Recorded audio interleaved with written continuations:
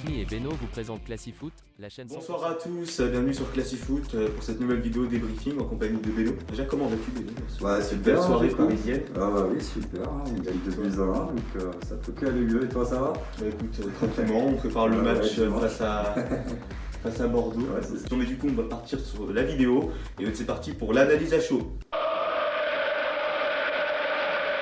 L'analyse à chaud du coup de ce match, Beno, est-ce que tu aurais quelques commentaires globaux pour ton équipe sur ce match face à Bah Nice? ouais, du coup, déjà, on peut partir déjà sur la victoire qui ramène les 3 points, déjà.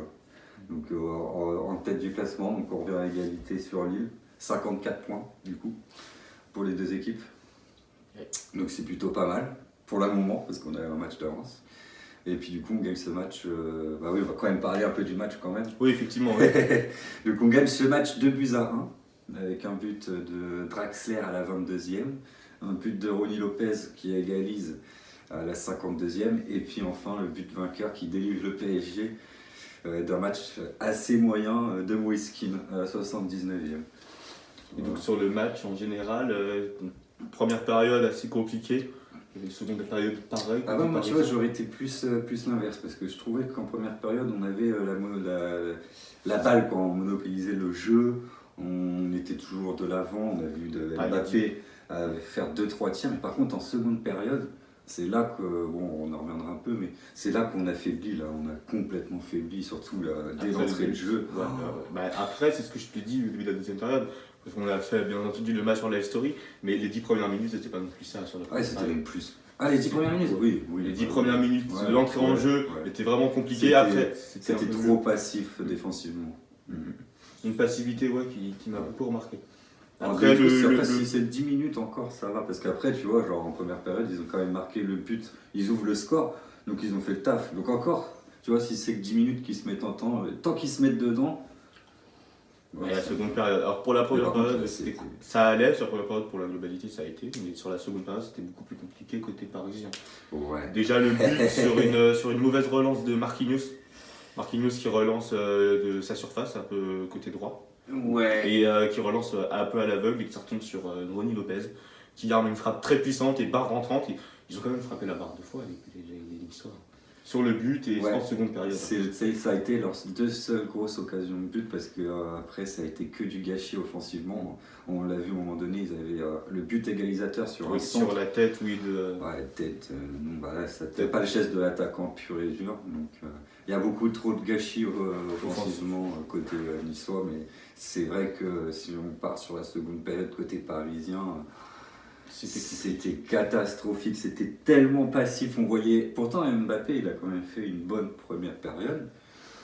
Il a fait beaucoup d'accélération, il a tenté 3-4 frappes, on avait bien vu ces statistiques en première période, 36 ballons pour je sais plus combien de tirs et tout ça, on était là, ouais quand même. Et en seconde période, on les voyait les gars en train de marcher quoi. Ça marchait quoi. Mais ça me rendait fou de voir ça, autant de passivité. Que ça soit la récupération de balles des Niçois pour envoyer devant, t'avais tout derrière, là, les attaquants, le milieu qui était en train de marcher derrière, il n'y avait aucun effort pour aller récupérer le ballon ou revenir au moins sur l'action, quoi. Et on voyait toujours les défenseurs, que ce soit Marquinhos, Kipembe ou Kerrer, voilà, ils se faisaient tous dépasser, quoi. Tous, à chaque fois sur une action. Ah ouais, non mais... C'était incroyable. C'est parce qu'il y avait trop de passivité derrière, donc du coup, les défenseurs se retrouvaient tout seuls. Et ça, ça a duré au moins 20-25 minutes, jusqu'à l'arrivée de Moïskine, qui marque ce deuxième but et qui délivre le PSG. Puis là, après, ils n'avaient plus qu'à défendre le but, et c'est ce qu'ils ont fait. Donc, rien à dire par rapport à ça. Là où je ne suis pas vraiment convaincu, c'est Draxler en 10. Là, ce soir, on a vu, cet après-midi plutôt, on a vu Draxler en grande difficulté à ce poste-là. Ouais, effectivement, Draxler, pour moi, n'est pas forcément très performant. Il délivre des bonnes passes. Il délivre des bonnes passes. Ouais, ça va, il délivre des bonnes passes. Il Ouais. ne faut pas dire le contraire. Mais pour moi, c'est pas un 10 comme Neymar peut l'être à ce niveau-là. C'est pas appel contre appel, passe contre appel. En fait, il y a juste la passe, mais derrière, il n'y a pas d'appel. Il passe et il marche. Moi, je suis pas convaincu du tout. Il ne cherche pas à casser à se mettre disponible pour. Mais est-ce que si on met Verratti derrière en 6, là par contre, est-ce qu'il pourrait peut-être faire une petite entrée de jeu en tant que numéro 8? Et le problème, c'est que tu peux pas jouer avec des peut-être quand il va jouer face au Barça. Oui, mais justement, c'est une question. Non, moi je pense pas. Tu penses, mais tu mets qui, toi?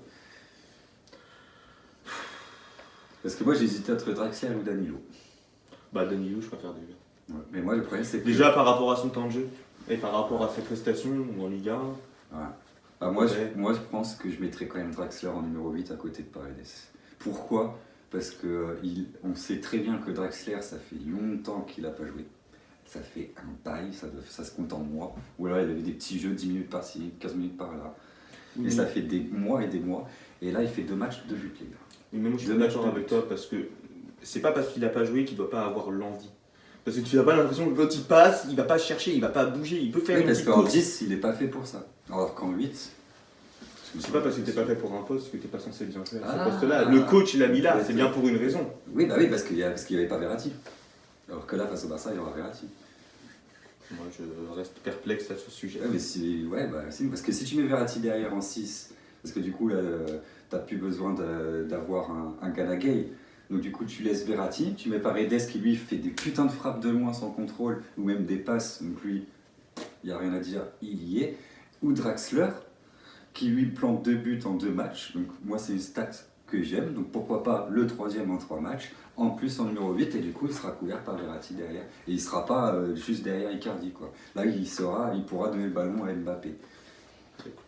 À Et voir ce que Danilo, Pochettino par fera. contre, ouais, voilà, à voir. Mais moi, je partirais plus sur... C'est vrai que je suis pas convaincu de Draxler en 10, mais en 8, j'aimerais bien le revoir. C'est son poste habituel, hein, de toute façon, le 8. Donc le revoir, mais après, c'est vrai qu'on a manqué Verratti ce soir, donc c'est vrai qu'il a été là. Après, il faudra préciser quand même que Nice a bien défendu. Malgré qu'ils encaissent 2 buts.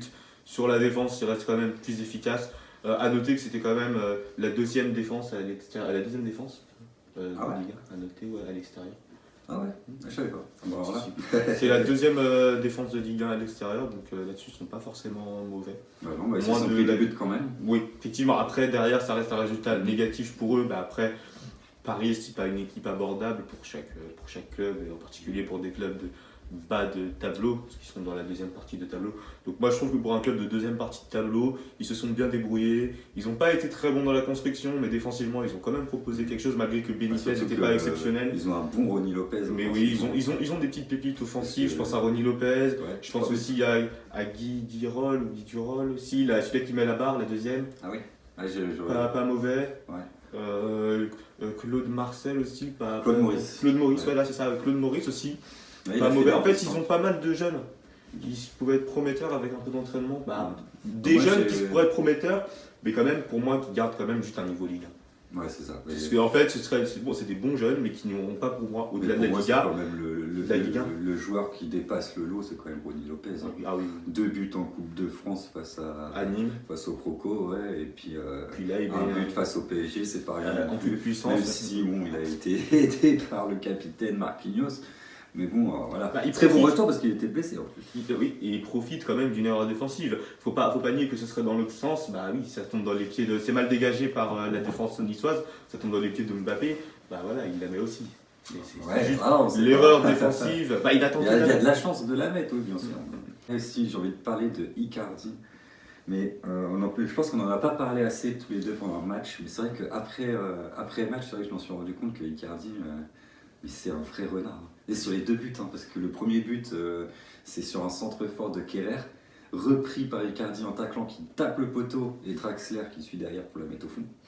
Et sur le deuxième but, il te fait un contrôle en extension pour la passer à Kim qui va l'inscrire le but victorieux pour Ouais, non, un vrai renard de surface. Franchement, Il gros big up à lui. Hein. Il redescend pas autant que Cavani pourrait le faire. Il fait peut-être pas autant Non, de est-ce qu'il a défense pas sur la marqué, descente. Mais il est là, présent dans les ballons. Quand il touche des ballons dans la surface, il est il a fait vraiment plaisir ce soir. transcend. Dans Ah, la surface, ouais. il est vraiment bon. En fait, tu peux, parce qu'il récupère un centre de Kerrer, hein. C'est quand même Kerrer qui fait le centre, c'est pas facile hein, d'intercepter les centres de Kerrer. Et il est toujours là à trouver les ballons compliqués, tu sais, à avoir. Tu sais, les ballons qui passent derrière le dos, ou les ballons qui sont à ras de terre, toi tu es en train de sauter, ou des conneries comme ça. Bah, lui, il est toujours là pour intercepter le ballon bien compliqué. Tu vois. Et il a été utile sur les 2 buts. Un bon numéro 9 Ouais, qui délivre des bonnes exactement. passes. Et puis aussi, on peut noter aussi le retour d'Ander Herrera dans l'effectif parisien, donc ça fait plaisir aussi. Donc ça fait un petit plus aussi face au Barça. Voilà, donc pour moi, mon analyse à chaud, elle est terminée. Tu peux Eh ben, passer c'est très tu bien. vois. On va passer au top et au flop player. C'est ça. Alors, est-ce que tu as un top joueur pour ce match? Ouais, alors mon top joueur, ça va être Paredes. Ouais. Paredes, pour moi, c'est même, malgré qu'on peut mettre Keane aussi homme du match, parce que c'est celui qui délivre la victoire du Paris Saint-Germain, mais Icardi, Paredes, monstrueux, donc moi je le mets en tant qu'homme du match devant Keane. Ouais. Et, Alors, pour Keane, par contre, personnellement, après moi, c'est mon avis, hein, je ne l'ai pas trouvé exceptionnel côté droit. c'est ton avis alors. C'est pas- Mais sinon, Je pour. l'ai pas trouvé tranchant, je l'ai trouvé à la ramasse. Donc le top player c'est Paredes, donc du coup je le mets devant Keane par rapport à ça parce que du coup il a fait un travail monstrueux, Paredes, que ça soit dans la récupération de balles, dans l'agressivité et puis les passes vers l'avant, monstrueux quoi. Genre, il a été partout Paredes, un très très bon milieu de terrain ce soir et puis il se met bien en confiance pour le match de la Ligue des Champions. Donc ça sera mon top player. Et bah, c'est noté. Et une merguez peut-être pour ce match? Alors ma merguez, ça va être le gardien niçois. Du coup, ma merguez, ça va être lui, Benitez. Benitez, ouais. Parce que je trouve que sur les deux buts, il a été un peu fautif. Si on devait chercher un fautif côté niçois, ce serait lui. Parce que les arrêts sont pas exceptionnels. Sur les deux buts, je crois qu'il dégage des points devant. Donc voilà, Benitez. Pas exceptionnel dans son rôle de gardien ce soir. Et à la merguez du match pour Beno, Benitez est top player. Paredes. Bon, ça c'est arrive. ça. C'est parfait. Alors ensuite, Et puis alors du coup on va passer au top et aux merguez de Osmi pour ce match. Donc on vous effectivement. prévient que les tops et les merguez, c'est vraiment nos avis. ouais, hein. c'est nos avis Voilà. personnels, ça ne déteint d'aucune Voilà, note. on ne de travaille quel- pas pour la Ligue. Voilà, c'est ça. C'est pas les merguez de la Ligue. Déjà, je pense pas qu'il y a de merguez dans la Ligue, mais. Oui. Bon, enfin, bon, alors top Alors, du player, coup, moi. ton top player. Alors mon top player, moi, ce serait plutôt du côté niçois. Que j'ai trouvé qu'il était performant, Ronny Lopez. J'ai trouvé très bon sur sa frappe. Très bien, il se place bien. Il fait de bonnes passes aussi. Je trouvais que c'est un bon jeune avec un bon potentiel. Donc moi, je le mettrais en top player côté niçois. Et sur la merguez, en fait, je vais te rejoindre. Benitez. Ouais, je suis tout à fait d'accord avec toi. Benitez était mauvais. J'ai l'impression qu'il manque de confiance en lui sur ses sorties. Dégager des points, c'est vraiment. C'est pas dégager des points en face, c'est vraiment cadeau quoi. Faut pas. Enfin, j'ai pas aimé sa passivité. Ouais, c'est clair. C'est pas exceptionnel. il était, Moi, je pense qu'avec un gardien d'une plus grande classe, je pense qu'il aurait pu peut-être faire un meilleur résultat ou même avoir peut-être une meilleure saison. Mais là, ce serait tout remettre en question. Mais je pense juste que leur numéro 1, il manque de confiance en lui. Et puis, Et c'est beaucoup déjà. et puis on peut noter que je crois que ça date pas d'aujourd'hui les problèmes de gardien à Nice. Hein. Parce qu'il y a eu Johan Cardinal à un moment donné, lui je crois qu'il n'est même pas le numéro 2 actuel. Donc il y a toujours eu des problèmes. Ils n'arrivent pas à trouver leur numéro 1. Ouais. Ils n'ont pas de phénoménaux ou de Navassure. C'est ça. Comme à part. Alors, ce sera mon flop, ce sera Benitez et mon top, ce sera Ronny Lopez. Par contre, on peut ouvrir une mini rubrique avant de terminer la vidéo. On peut parler vite fait, mais vite fait, Barça PSG. Il y aura un live. Un live sur Instagram, donc comme je dis, le Instagram dans la description, n'hésitez pas à vous nous rejoindre. Écoute, si tu avais un 11 Bélo pour le Barça, Alors, qu'est-ce que ce serait? mon 11 face au Barça. Donc déjà, je mettrais Navas au gardien. Donc serein en tant que gardien. Donc je pense qu'il n'y a pas photo. Je mets lui. Tu peux interagir avec moi si tu as besoin. Il n'y a pas de problème. Non, mais ça j'entends bien. Okay. Ensuite, en arrière droit, je vais mettre Florenzi. Parce que pareil, je vois pas qui on peut mettre à la place de lui. Puis je pense qu'il fait bien le taf offensivement. Après, bon, comme je te disais en off, il m'inquiète un peu défensivement, mais à voir ce que ça va donner. De toute façon, il y aura l'ambiance Champions League, donc ça se trouve, il sera à fond. Donc on verra. Après, la charnière centrale, ça va rester Marquinhos et Kimpembe. Les deux, hein, sûr et certain. Les deux, ils font le taf, ils sont de pair, et puis il n'y a pas plus fort. Et puis à gauche, je vais peut-être en surprendre certains, ou même peut-être Pochettino, on sait jamais. Je vais mettre Kurzawa et non Baker. Et j'espère pas qu'il va nous mettre Baker, parce que Kurzawa, ça fait plusieurs matchs qui démontrent qu'il est là. Certes, c'est pas un top player, ça va pas être le joueur qui va être décisif dans un match côté parisien, mais on sait qu'on peut toujours trouver une solution grâce à lui. Il va aider son collègue qui est enfermé par 3-4 joueurs. Je pense notamment à Neymar ou Mbappé, à chaque fois ils se font prendre par 3-4 joueurs. Lui, il va proposer. Donc c'est pour ça que je le mets. Et donc pour le milieu. Alors pour le milieu, je prends un milieu à 3, classique, côté Paris Saint-Germain. Donc on met Verratti en 6, pour défendre la baraque un peu derrière. Et puis devant, je vais mettre Paredes. Et puis c'est là que j'ai hésité entre Draxler ou Danilo.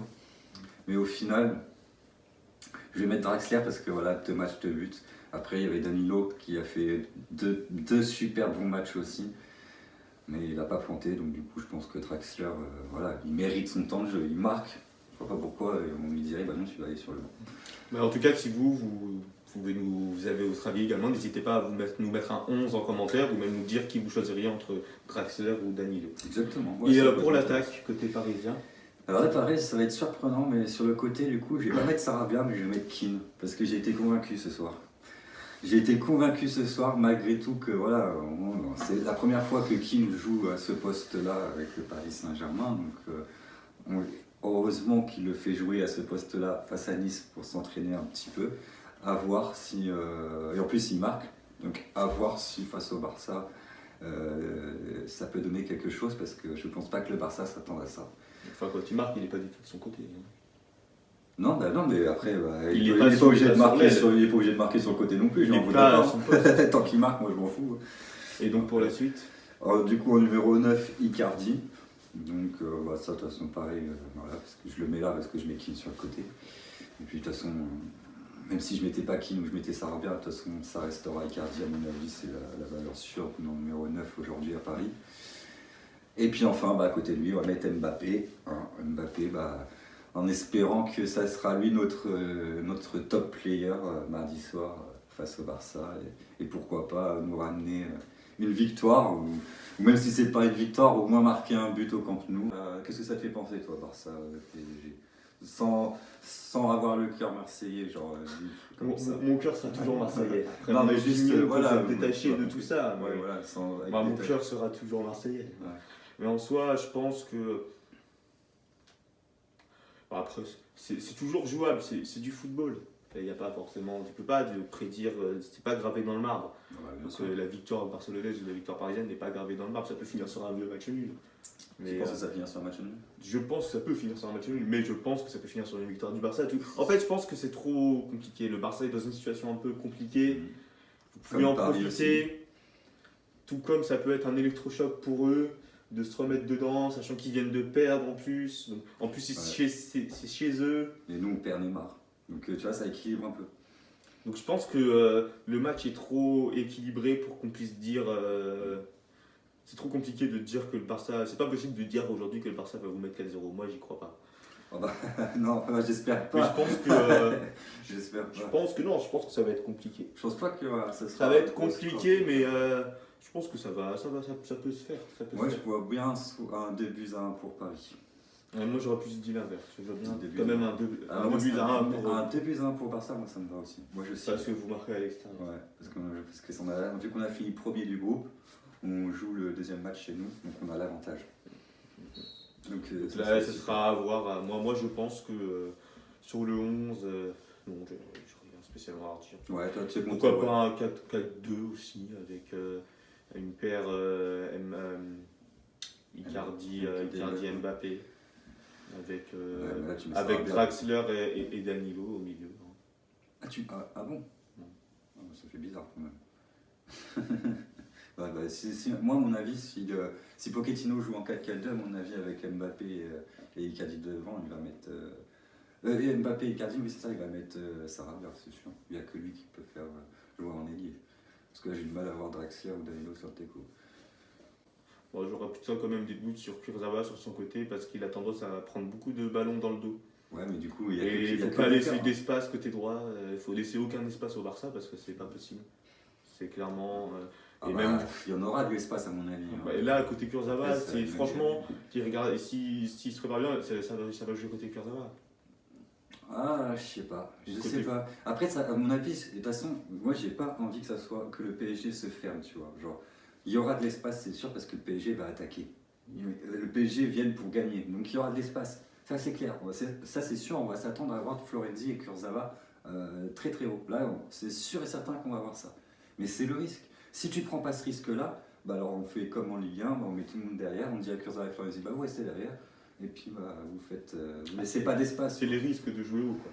Ah oui, mais si tu as envie de gagner, il faut prendre des risques, pour moi. Tu vois. Donc non, moi je suis Ce pas... sera Et de toute façon, je à ne toi. mets pas Baker à la place de Kurzawa, ça c'est clair. Bon, en tout cas, vous pourrez venir passer ce moment avec nous sur Instagram en nous suivant dans le lien dans la description pour C'est ça. suivre ce live Donc, et voir juste- quel 11 sera aligné par Pochettino ce soir-là. Voilà, bien, c'est C'est- super. Pour voir quel 11 notre ami Pochettino mettra. Notre ami, son ami Pochettino mettra. Encore, je suis pas convaincu. Mardi. Pas convaincu Ah par non, Pochettino. non, pas convaincu du tout. Ah bah, peut-être qu'on fera une vidéo là-dessus. Bah ouais, si ça vous intéresse, mettez-le en N'hésitez pas, commentaire. c'est ça. Si vous voulez une vidéo sur... Moi, je Pochettino, pense qu'il faut attendre un peu quand même. Parce qu'on a beaucoup de choses à dire. Hein. Oui, aussi. Mais je pense qu'il faut. Moi, je pense personnellement, il faut un peu de temps encore pour donner son avis. Ouais, bon. C'est On en parlera. prématuré. Parce que là, On en reparlera après le match du Barça. Ouais. Juste pour faire... Après les deux matchs. Du coup, on passe en fin de vidéo, donc n'hésitez pas à vous abonner à la chaîne, à lâcher un like, Voilà. Ça à fait activer la petite plaisir. cloche. La petite cloche, les réseaux sociaux, tout ça, de vous donner notre avis, et à partager la vidéo avec vos amis Footix. Voilà. Et En général. En général, sans club particulier, vous êtes tous les bienvenus. Voilà. Et puis Benoît, si tu as quelque chose à rajouter. Bah non, c'est des très belles paroles que tu as dit là. Vous êtes tous les bienvenus, donc cliquez sur la chaîne, abonnez-vous, et puis on va passer des bons moments, et puis le prochain live mardi. contre le Barça. Bon bah écoutez, c'était Osmi et Beno, et puis ciao. Par contre, le prochain live, c'est demain. C'est pas mardi. Je me fais tromper. Prochain live demain, Bordeaux-Marseille. Allez, Bordeaux.